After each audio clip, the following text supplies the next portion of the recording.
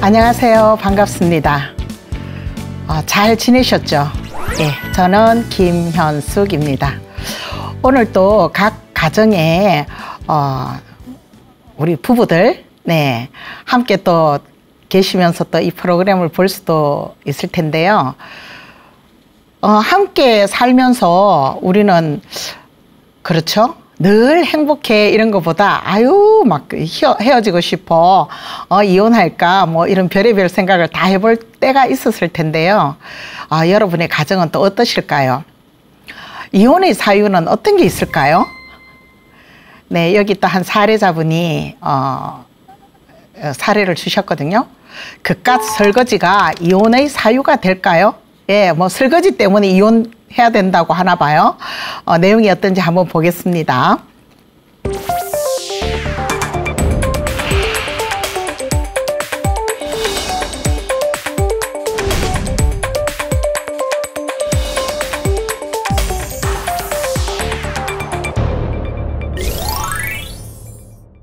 저희는 60이 넘은 부부입니다. 저는 작년에 퇴직을 하고 남은 생을 행복하게 보내기 위해 여러 가지 꿈을 꾸며 새로운 것을 배우며 도전하는 여성입니다. 남은 노후가 길다고 생각하니 불안하고 초조하기도 해서 아직도 건강하고 젊잖아요. 젊으니까 퇴직 후에도 할 수 있는 일을 찾기 위해 요새 이것저것 배우며 나름 바쁜 시간을 보내고 있습니다. 남편은 아직 사회생활을 하며 집에 들어오면 이제 남편 아직 사회생활 하시나 봐요. 예.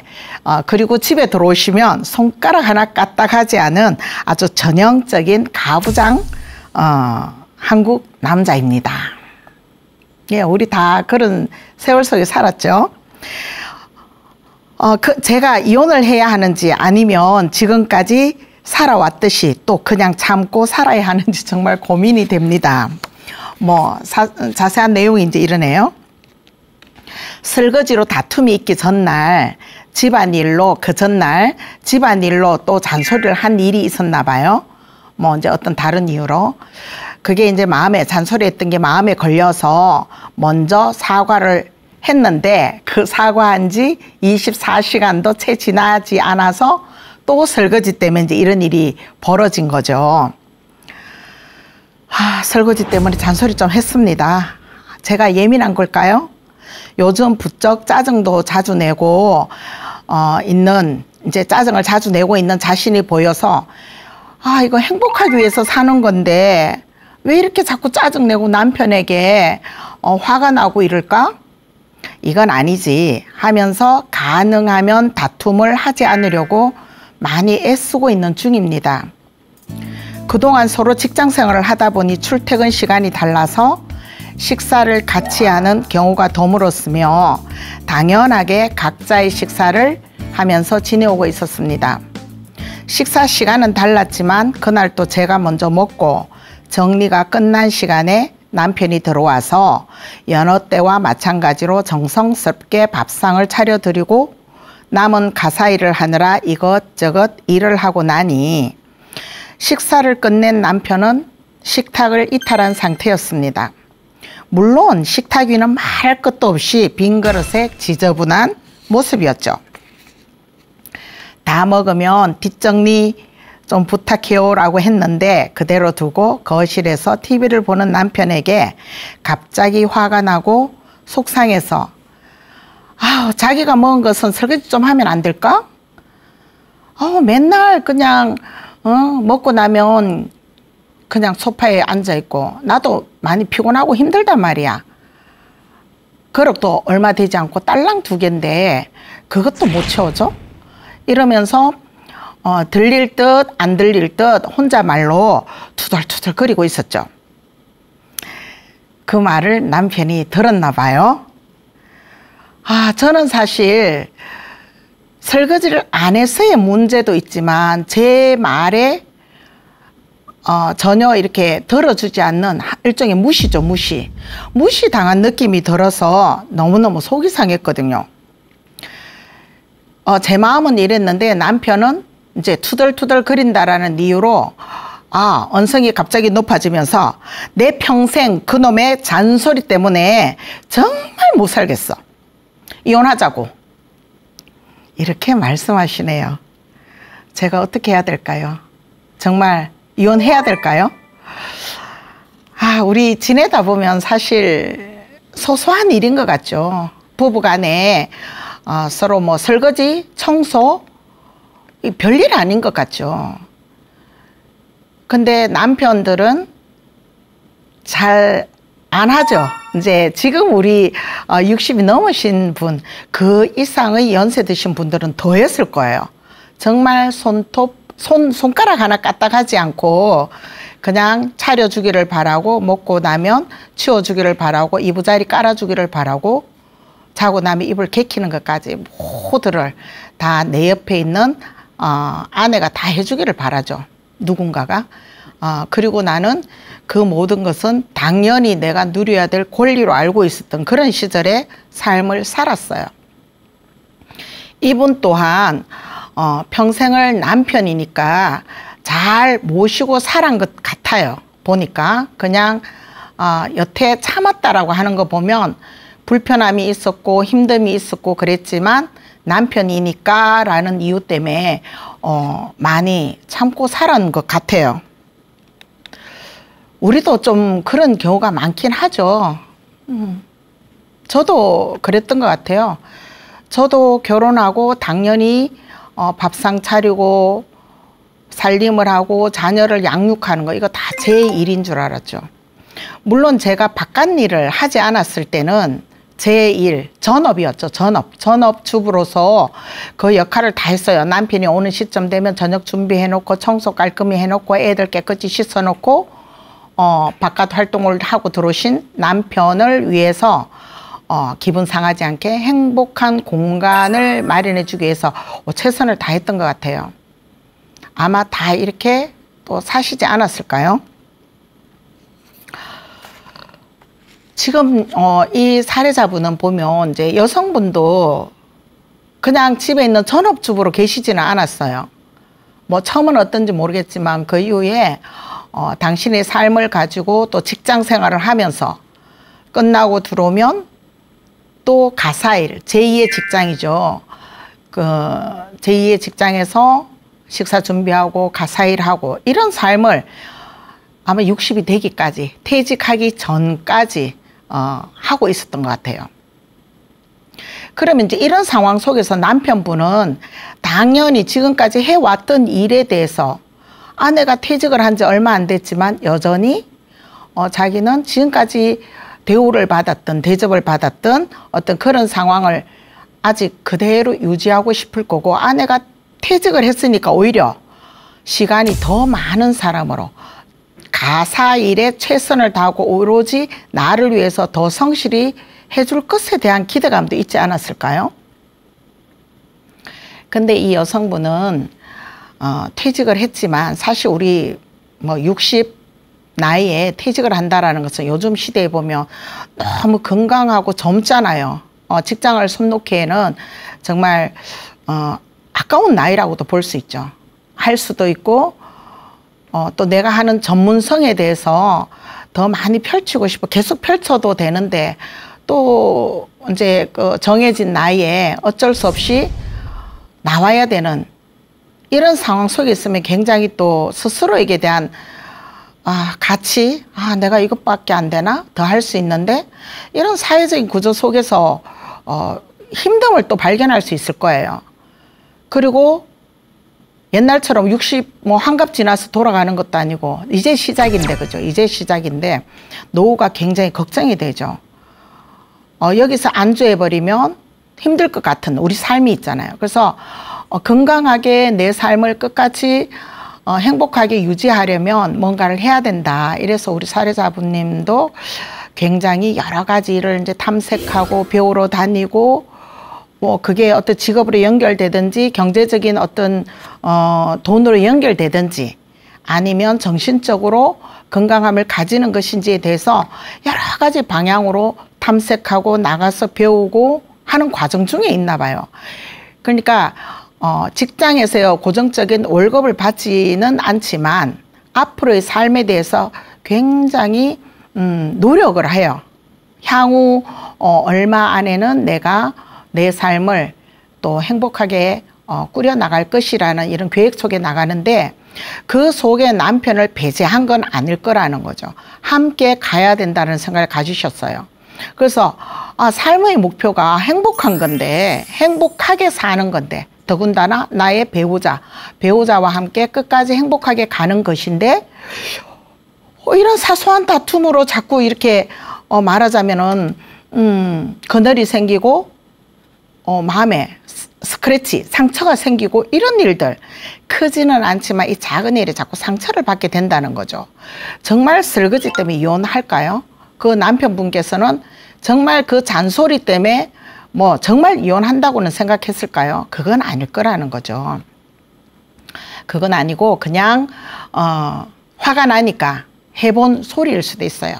그래서 우리 이제 여기서 한번 생각해 볼 게 뭐냐면, 퇴직 후 우리 누군가는 다 삶의 현장에서 떠나게 되잖아요. 그게 뭐 더 일찍 50 이전에 떠난 사람도 있을 거고, 50 이후, 60 이후, 또 70까지도 자기를 가지는 사람도 계실 거고, 다 케이스는 다 다를 거예요. 그렇지만 언젠가는 내가 퇴직을 한다라는 거죠. 나의 어떤 생계를 위해서 생활해왔던 그 공간에서 뒤로 물러서야 될 날이 있어요. 그러면 그 퇴직 후의 삶의 방향을 어떻게 가질 것인가는 우리가 생각을 해봐야 된다는 거죠. 지금 현재 직장을 가지고 있어도 노후, 요즘 우리가 굉장히 걱정하는 것들이 있어요. 나이가 들면서 노후를 어떻게 보낼 것인가잖아요. 노후에 돈 들어오는 일이 있어서, 아니면 내 전문성을 살려서 뭔가를 연이어서 계속 할 수 있는 일이 있으면 더없이 감사한 일이죠. 제가 아시는 분도 교직에 오랫동안 몸담고 계시다가 퇴직 후에 그 문해교실에 선생님으로 나가고 계시거든요. 글을 모르시는 어르신을 위해서 또 가서 함께 나누고, 거기서 같이 또 삶의 기쁨을 누리는 이런 것을 또 찾으면서 활동하시고요. 또는 이제 봉사활동, 나눔, 도시락 만들어서 또 제공해주는 이런 일도 하시고요. 나름 행복의 길을 찾아서 끊임없이 움직이시는 분들도 많이 봤어요. 바로 그냥 퇴임하면 들어오는 뭐 연금 얼마일지는 모르지만 그걸로 그냥 산다라는 것은 그 삶이, 남은 삶이 너무 길거든요. 그래서 어떻게 유용하게 살 것인지, 또 그걸로 어떻게 더 불릴 수 있는 건지, 뭐 재테크의 방향이라든가, 또는 정신적으로 내가 더 건강한 삶을 위해서 누구를 만나서 어떤 일을 할 것인가라는 삶의 방향을 좀 가져봤으면 좋겠어요. 그 퇴직 후 이제 삶의 방향을 가지자면, 이제 현재 내가 가지고 있는 이 재정 상황도 좀 파악을 해봐야 되겠죠. 가진 돈이 얼마니까 요걸로 뭘 하면 되겠다, 계획을 세워보기도 하고, 여러 가지 이제 많은 어떤 뭐 돈이라는 것이 사실 있으면 편리하잖아요. 편한 삶이 되잖아요.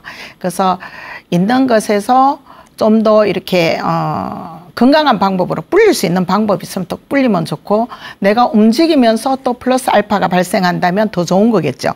그래서 나의 재정 상태를 파악하고 앞으로 어떻게 살 것인가를 계획을 세워보는 것, 그리고 또 이제 뭐 집이 있다든지 뭐 여러 가지 뭐 있으면 또 이것을 가지고 어떻게 재테크에 또 활용할 것인가, 이런 것도 아마 고민하실 거고요. 많은 고민을 하실 건데, 그중에 또 건강관리, 내가 건강해야 노후의 삶도 주어지니까 또 내 건강에 대한 것들, 어떻게 뭐 운동은 어떤 방식으로 할 것이며, 뭐 누구랑 할 것이며, 어디서 할 것이며 라는 좀 체계적인 계획을 세워보는 거 좋을 것 같아요. 그리고 자기 개발을 한다라는 거, 내가 지금 가진 능력에 또 더 새로운 것, 이때까지 이게 내가 제일 잘하는 것인 줄 알았는데, 퇴직 후 여유가 있어서 이것저것 탐색하다 보니까 이거 정말 재밌네라는 어떤 그런 걸 또 탐색해서 자기 개발에 또 시간을 투자하고 살릴 수 있는 그런 것도 있겠죠. 취미를 찾는다든가, 지역 커뮤니티에 또 함께 해서 또 지역 사회를 위해서 또 움직이는 이런 모습들도 있잖아요. 뭐 잘못된 것에 대해서 의식을 또 바꿔나가려고 애를 쓰는 이런 부분들까지 아마 우리가 퇴직 후에 삶에 영향을 주는 것들일 거예요. 또 내가 끌어가는 방법일 수도 있고요. 뭐 새로운 도전 해볼 수 있죠. 한 번도 안 해봤던 거, 뭐 그림 그리기 또는 뭐가 있을까요? 뭐 목공예, 뭐 또 여성분들 같은 뭐가 있을까? 뭐 도자기도 만들어 보고 하고 싶었던 것. 어쩌면 뭐 우리가 버킷리스트를 작성해놨는지 모르지만 그런 것 중에 바빠서 못했던 것들이 있다면 이 시간에 이런 것도 한번 해봐야지라고 여러 가지 방향을 찾아보는 것, 이런 것들이 아마 퇴직 후에 내가 어떻게 살 것에 대한 고민을 하고 풀어나가는 방법이 아닐까요? 또 이제 새로운 사람도 한번 사귀어 보고요. 근데 이제 새로운 사람을 사귄다는 것은 내가 어디에 무엇을 위해서 뭐 배우기 위해서 활동하기 위해서 봉사하기 위해서 나가다 보면 거기에 속한 또 많은 사람들이 있을 거예요. 그러면서 그 사람들의 삶을 함께 공유하고 나누고 또 공감하면서 그리고 남은 삶에 대한 얘기들을 또 나누면서 내가 몰랐던 그런 것들을 또 찾아나가는 이런 방법들을 우리가 끊임없이 고민하고 풀어나가 봐야 될 것 같아요. 그래서 여기 사례자분이 바로 퇴직 후 삶의 방향을 건강하게 해나가기 위해서 지금 많은 노력을 하고 계신 것 같아요. 그래서 그것을 이제 우리 남편분께서 이해를 해 주시고 둘만이 행복해지기 위한 방법이니까 이해를 해 주셔야 되는데, 당신은 아직 직장 생활에 있으니까 퇴직 후의 삶이 어떤 발등에 불 떨어진 것처럼 다급하지 않으실 수도 있어요. 그래서 그냥 내 삶에 이대로 편안함 안주하고 싶고 나는 그래도 또 돈을 벌어오는 가장으로서 역할을 다 한다 생각하고 아마 식사 테이블을 안 치우는 거 당연한 줄 아셨는지도 모르겠네요.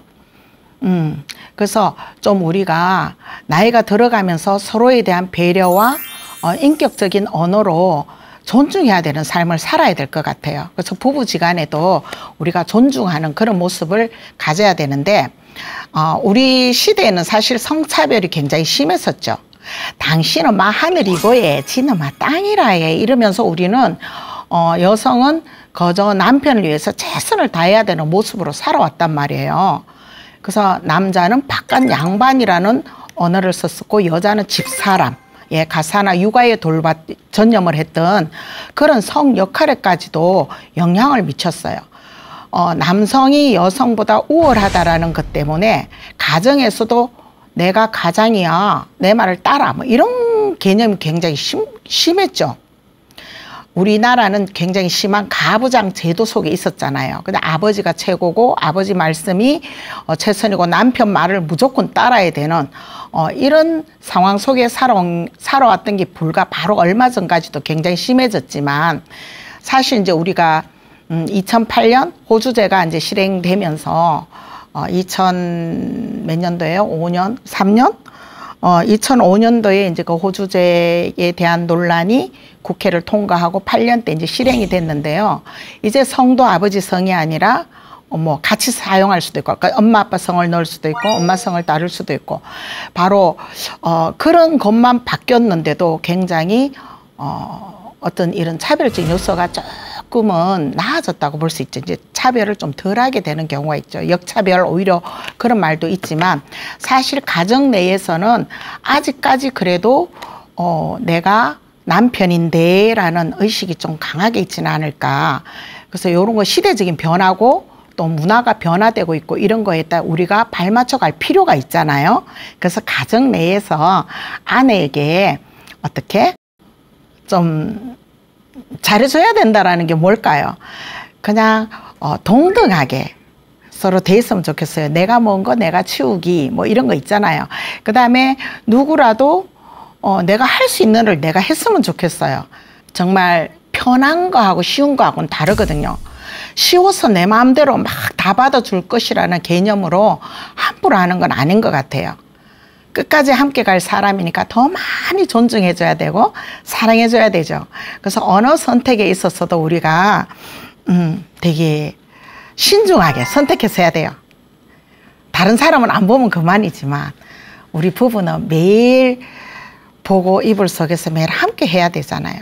그랬을 때 안 좋은 상태로 언어에 문제가 있다든가 이래가 등 돌리고 자고 이게 누적이 돼서 정말 힘든 상황이 올 수도 있잖아요. 그래서 그런 걸 피하기 위해서는 우리가 언어 사용, 말하자면 서로 사소한 것에서도 그런 언어를 사용하기보다는 나 오늘 너무 힘든데 자기가 좀 도와주면 얼마나 좋을까 라든가 아니면 당신이 오늘 또 이렇게 힘들었을 텐데 이렇게 저녁을 차려줘서 고마워요 라든가 뭐 이렇게 감사 인사를 하는 것도 참 좋고요. 또 이제 우리가 가장 많이 다툼이 있는 게 그거잖아요. 너 때문에 힘들다라는 거죠. 때문에라는 언어를 쓰면 굉장히 감정을 상하게 되죠. 그래서 우리 때문에를 덕분에로 바꿔보는 거예요. 그죠? 잔소리 할 수 있는, 잔소리를 해주는 당신이 있어서, 그도 아직 우리 부부 맞구나. 이렇게 또 긍정적인 생각을 가져보면 좋고요. 우리가 이제 유 메시지라 그래요. 때문에, 너 때문에 힘들어. 뭐, 너 때문에 밥상 차리는 것도 힘들고 설거지 하는 거 힘들어. 이게 아니라, I 메시지. 사실 오늘 무척 힘들었는데, 안 치워주니까, 좀 서운하려고 그래. 라든가, 내 감정을 드러내는 표현을 해야 된다는 거죠. 막 힘들다는 얘기보다, 너 때문에 힘든 게 아니고 당신이 조금만 도와주면 나 되게 행복할 텐데. 그리고 내 감정. 나 사실 이거 식탁이 지저분한 거 보니까 나 정말 또 힘들어. 이렇게 또 치워야 되나? 당신이 조금만 도와주면 안 될까? 라는 말 한마디에 우리는 굉장히 다른 생각들이 오갈 거라는 거죠. 그러면 힘들었구나 미안해 잊어버렸어 라고 또 그래 그만둬 가만히 둬 내가 할게. 지금 내가 배가 불러서 움직이질 못하겠는데 내 조금 배 조금 꺼지면 내가 할게 라든가 어떤 언어는 사실 상대방과의 서로 소통이 문제잖아요. 서로 이해해주는 마음, 배려해주는 마음 이게 밑에 베이스에 깔려 있으면 물론 하기 싫을 수도 있지만 상대가 저렇게 나오니까 아니야 알았어 내가 해줄게 라고도 할 수 있었을 거라는 거죠. 그래서 우리가 부부 사이에는 좋은 언어를 좋은 언어는 당연히 써야 되겠죠. 그래서 무엇보다 감사하는 마음을 좀 더 많이 가지면 어떨까요? 당신도 여태까지 참 가정을 위해서 일해줘서 고마워. 당신 아직까지 이렇게 가정을 위해서 일해주고 있어 고마워요. 내가 할 수 있는 일을 잘할 수 있도록 노력해 볼게요. 너무 힘들었죠. 이렇게 들어오는 얼굴부터 보고 인사를 해야 되는데 지금 이 부부가 보니까는 서로 식사 시간에 같이 밥을 안 했던 시간이 꽤 오래된 것 같아요. 이 타이밍이 안 맞나 봐요. 그러다 보니까 각자 밥을 먹다 보니까 소통이 일단 부재네요. 그죠? 그래서 그런 소통의 부재가 결국은 작은 소리에도 상처를 받게 되는데 아직 젊잖아요. 그래서 지금부터라도 마음 나누게 하는 거 참 좋을 것 같아요. 우리 부부는 쉬운 사이가 아니에요. 편안한 사이가 되어야 되죠. 무슨 일이 있어도 편안하게 대할 수 있는 그런 모습으로 갔으면 좋겠습니다. 그래도 이 나이 때까지 굉장히 두 분이서 잘 사셨고요. 우리 남편분께서는 이제 이렇게 나 남자야 가장이야 라는 생각보다 요새 시대 흐름이 있잖아요. 차별 없이 잘할 수 있는 거 잘해야 되고 할 수 있는 일 내가 할 수 있는 일 할 수 있고 요런 생각을 조금 가져주시면 좋을 것 같아요. 그러니까 사고의 변화를 가져오셔야 되겠죠. 이때까지 해왔던 것을 갑자기 바꾸기에는 어쩌면 익숙치 않으니까 힘들 수 있겠지만 해보는 거예요. 처음부터 오늘 내가 설거지 한번 해볼게 아니면 청소기 내가 돌릴게 라고 시작을 하다 보면 어느새 같이 잘할 수 있고 그러다 보면 좋은 말들이 오갈 수 있을 것 같아요. 이제 이게 존중이죠. 사실 들어오셨을 때 수고하셨어요 인사부터 우리가 행하는 거 서로 식사 시간에 내가 먼저 먹었다고 자리를 이탈하는 게 아니라 남편이 드실 때 같이 앉아서 오늘 하루는 어땠는지, 힘든 것은 없었는지 같이 젓가락 들고 먹지는 않더라도 이게 맛있어요, 이거 했는데 맛이 어때요? 라든가 작은 대화로 관계를 회복시켜 나가는 거. 나쁘다는 건 아니에요. 지금보다 그러니까 무덤덤한 부부가 아니라 새록새록 다시 사랑이 샘솟는 그런 부부의 모습으로 살아가셨으면 좋겠어요. 어려운 거 아니거든요. 그래서 이제 작은 일에 서로 대화하는 그런 부부이기를 바랍니다. 네. 주변에 이제 많으신 분들이 이런 나이 들면 고집도 있고요. 안 바꾸고 싶고 이런 거 있지만 또 오늘 이런 사례들을 보면서 나도 그런데 라고 느낌이 또 오시는 분들도 있으실 거예요. 늙어가면 나이가 들어가면서는 부부밖에 없잖아요.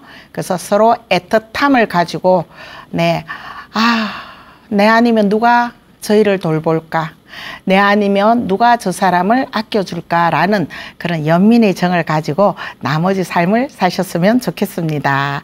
네, 첫 번째 사례는 이제 요렇게 설거지 때문에 뭐 이혼할 일은 없을 거예요. 정말 이혼하고 싶어서 한 소리는 아닐 테고요.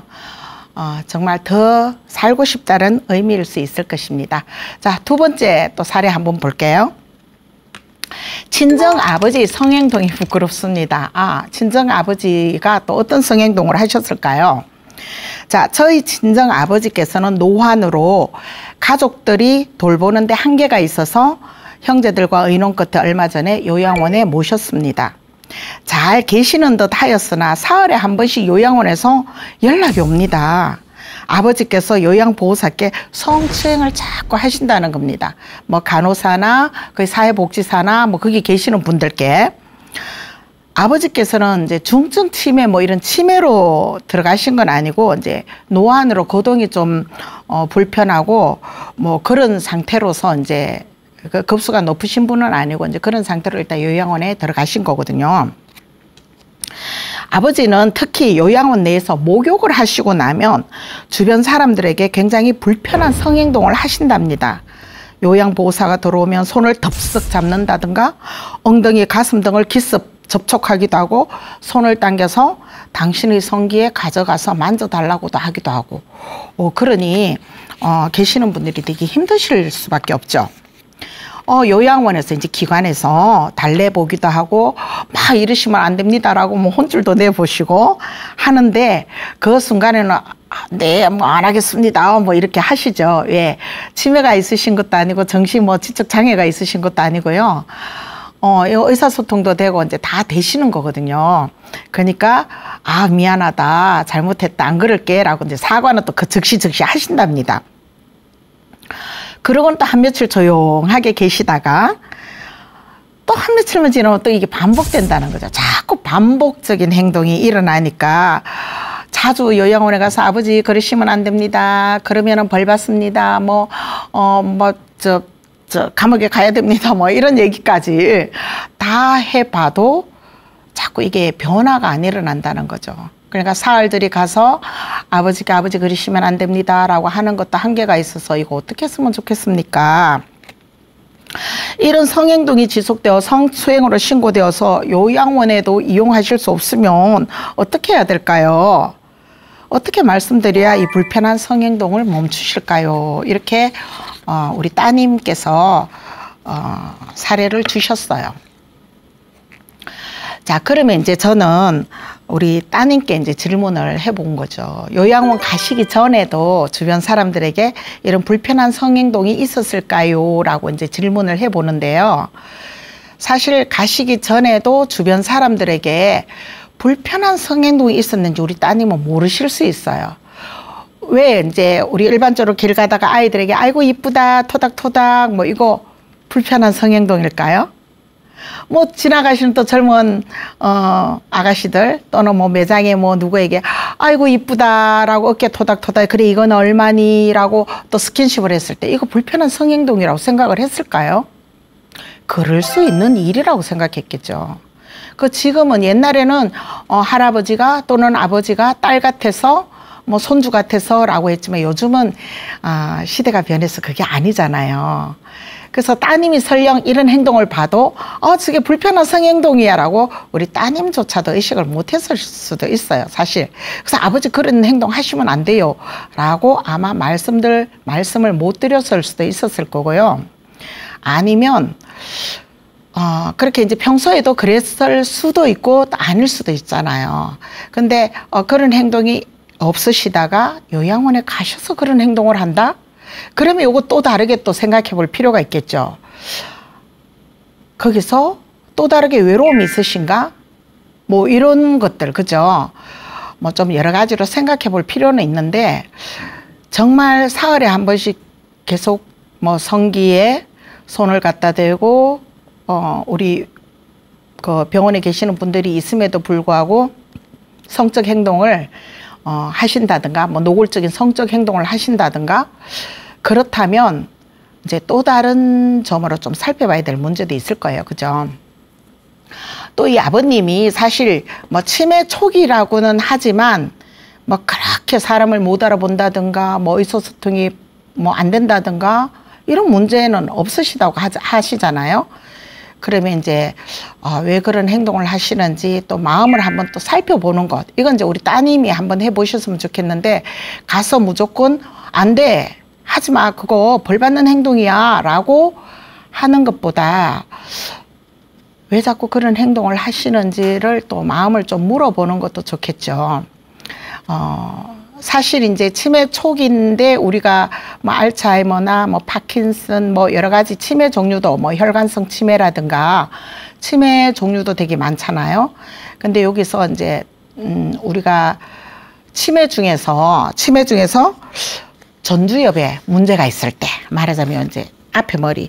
그래서 옛날에 교통사고 나서 앞머리를 다치면 굉장히 성향이 폭력성이 되고 막 이렇게 성적인 어떤 그런 폭력성이 드러난다고 하거든요. 이 전두엽이 이제 그런 성적인 문제나 행동 장애를 일으키는 그런 것을 주관하는 곳인가 봐요, 이 전두엽이. 그래서 지금 이제 치매 초기라고 하는데 그냥 우리가 일반적으로 치매라고만 아는 상황인데, 이런 성적인 행동이 계속 있을 때는 좀 더 이제 면밀하게 병원에서 진단을 받아보시면 좋겠죠. 그래서 정말 전두엽에 문제가 있는지, 그래서 전두엽에 문제가 있으면 사실 성적인 문제, 부끄러운 행동을 해도 이게 부끄러운 행동인지를 모른다라는 거죠, 전두엽 치매는. 우리는 그걸 모르잖아요. 우리 아버지 왜 저런 행동을 해? 안 된다고. 이렇게만 했지, 그게 정말 어떤 병적인 문제를 가지고 있다면 또 치료를 해 나가야 되는 문제도 있잖아요. 그래서 이 아버지께서, 친정 아버지께서 이 요양원에서 계속 성적인 문제가 심각하게 발생이 되어진다 하면 진짜 아닌 게 아니라, 이 입소자는 정말 성추행이나 성희롱이 너무 심해서 뭐 우리 받아들일 수 없습니다 라고 이렇게 퇴소를 권할 수도 있겠죠. 근데 또 퇴소를 하면 집에서는 안전할까? 그게 아니니까 계속 요양원에 모셔야 되긴 하는데요. 이럴 때 우리가 좀 이제 병원에 의뢰를 좀 해보시면 좋겠어요. 그리고 이제 정말 전두엽 치매라고 진단이 나오면 성추행 이런 데 적용이 안 된단 말이에요, 병적으로. 그래서 요양원에서 치료하시기보다는 이제 어떤 병적이니까 이제 진료를 받아야 되는 적극적인 치료가 필요한 그런 환자일 수 있다라는 거죠. 그래서 우리가 이제 이런 과도한 성적 접촉이나 뭐 성희롱이 심해질 때는 사실 좀 더 면밀하게 전문적인 그런 진단을 좀 받아봤으면 좋겠어요. 뭐 감정 조절도 안 되고 뭐 그런 문제들은 병적인 거니까. 그리고 이제 또 이런 환자죠. 환자라고 이제 나오면 병원에서 어떤 진단을 내리시고 어떤 성적 행동을 조절하는 그런 뭐 약물 처방도 내리실 거예요. 그래서 전립선 치료제 뭐 그런 걸로 일단 성적인 그 생각을 좀 감퇴시키는, 성욕을 좀 억제시키는 그런 요법도 하실 수가 있으니까 이제 병원에서 좀 진단을 받아보시면 좋지 않을까 싶네요. 그러니까 뭐 지금은 지금은 심하다고는 볼 수 없겠지. 그러게요. 심하다고 어느 정도인지 제가 직접 안 봤으니까 모르겠는데 뭐 사흘에 한 번씩 그렇다면 좀 심할 수도 있고 주변 사람들이 많이 불편하실 수 있으니까 좀 진단을 받아보시는 게 좋고요. 그 다음에 이제 말씀을 또 이제 정신의식이 있으시니까 사실 성추행, 성희롱은 법적 처벌을 받는 건데 진짜 그냥 이게 뭐 협박은 아니겠죠. 정말 법적 처벌이 이루어진다라는 거. 신체적인 동의 없이 상대방 마음을 물어보지 않고 접촉을 했을 때는 진짜 뭐 10년 이하, 10년 이하니까 뭐 1년일 수도 있고 뭐 이러는데 10년 이하 또는 뭐 1,500만 원 이하의 벌금을 낼 수 있어요라고 따님이 또 그런 얘기도 해주실 수 있고요. 뭐 우리가 그 성폭력에 보면 이제 또 성폭행이라는 게 있잖아요. 강간, 뭐 요양원에서도 그런 게 있을 수 있겠죠. 그런 일이 있었을 때는 정말 그 중대 범죄죠 또. 그래서 강한 처벌 3년 이상의 어떤 실형을 살 수 있는 그런 법들이 있는 것 알려주시고 말씀을 통해서 잘 조절이 되면 괜찮죠. 그리고 무서워라는 의식이 들 수 있으면 괜찮은데 이런 방법 저런 방법 그러니까 뭐 일종의 법적인 문제 정말 신고당해서 벌 받을 수 있어 감옥 갈 수 있어 라고 강하게 말씀해 주실 수도 있고 그것보다 또 왜 그러는지 조절이 안 된다고도 할 수 있을 거잖아요. 나도 모르게라고도 하실 수 있잖아요. 그럴 때는 병원에 가셔서 좀 진단을 좀 받아보셔서 정말 성적 욕구를 억제할 수 있는 방법이 있다면 또 뭐 약물이든 이런 치료 방법이 있으면 그거를 이용해서 계시는 동안에 다른 사람에게 피해가 없고 안전하게 상호간에 이용자나 우리 계시는 이제 이용자 우리 이제 아버지 같은 분 또는 이제 보살펴 주시는 분들, 간호사, 뭐 사회복지사, 이런 요양보호사 이런 분들이 다 편안하고 안전하게 서로의 도움을 주고받을 수 있는 이런 모습들을 진행해 봐야 될 것 같아요. 그죠? 그래서 이게 혼자의 문제는 아니고. 자, 아버지 문제는 그런데요. 사실 요양원에서 이런 인권 침해 사례가 되게 많아요. 요양사들이 사실 인권 침해를 받는 사례가 많은데 그걸 구제해 줄 수 있는 어떤 제도가 아직 크게 마련되지 않아서 참고 산다는 참고 그냥 직장이니까 돈을 벌어야 되니까 그냥 이 불편한 스킨십이 있어도 불편한 일들이 있어도 참고 지내는 분들이 참 많다고 또 조사하는 과정에 있었는데요. 보니까 이제 요양보호 인권 침해 사례를 보니까요. 2003년 이제 올해예요. 올해 이제 한국일보와 비영리 공공조사기관 그리고 민주노총 산하 돌봄 서비스 노조에서 1,216명을 대상으로 그러니까 요양보호사들이에요. 대상으로 설문조사를 이제 해봤는데요. 입소자로부터 이제 신체 폭력을 당한 적이 있냐라는 이제 질문에 35.6% 굉장히 높죠. 35%. 그 다음에 이제 간혹 그런 일이 있다. 30% 있다는 거잖아요. 이거는 있는 것이 거의 65%. 그러니까 거기 종사하시는 분들이 어떤 신체적인 피해를 많이 받고 계시더라는 거죠. 그리고 성폭력을 당한 적은 있냐라는 질문에도 40% 이상이 성폭력을 당했다. 그러니까 성추행, 성희롱 뭐 등등 심하게는 강간까지 있을 수도 있겠죠. 당했다. 그러면 그럴 때마다 뭐 어떻게 대처했냐, 해결했냐 뭐 그런 것들을 또 이렇게 봤더니 거의 뭐예요? 참고 넘어가더라가 굉장히 많더라죠. 바로 직장이기 때문에 참고 넘어가고 그리고 기관에 또는 이제 도움을 요청한 거죠. 이분은 저에게 뭐 이렇게 했어요라고 보호기관에 보고하고 조치를 취해준 부분도 사실 35% 가까이 있었어요. 근데 어쨌거나 그냥 참든지 그냥 보호 조치가 완벽하지는 않았어요. 그도 어떤 조치가 취해진 이런 경우 좀 그래도 내가 말을 할 수 있는 경우는 한 35% 정도 있었고요. 그냥 꾹꾹 참는다는 게 참 안타까운 일이에요. 그리고 이제 보호자에게 뭐 얘기를 한다든가 또는 뭐 우리가 보험공단에 뭐 이렇게 신고하는 경우는 거의 없더라는 거죠. 이런 피해 사례가 있어도 사실 조치가 미흡했었고요. 오히려 기관에서는 2인 1조로 움직이라 했는데 왜 혼자 움직이셨어요? 싫으면 관두라. 이런 불이익을 받는 경우도 또 되게 많았다고 합니다. 그래서 이번에 보건복지부가 이제 지금 8월 다 갔잖아요.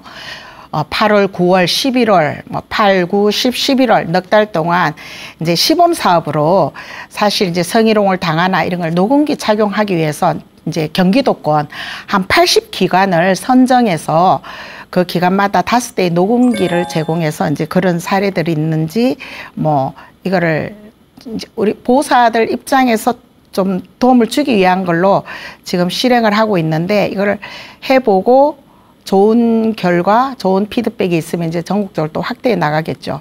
그런 것도 있고 또 이제 보니까 요양보호사들이 가정 방문을 또 많이 하시잖아요. 거기서 또 다른 이런 성희롱, 성추행의 피해를 받는데 이럴 때 마음의 상처가 굉장히 커서 다음 일을 하기에 또 힘든 모습들이 있잖아요. 그러면 내가 이것도 삶인데 하루 일당 이렇게 따지자면 이 피해로 인해서 내가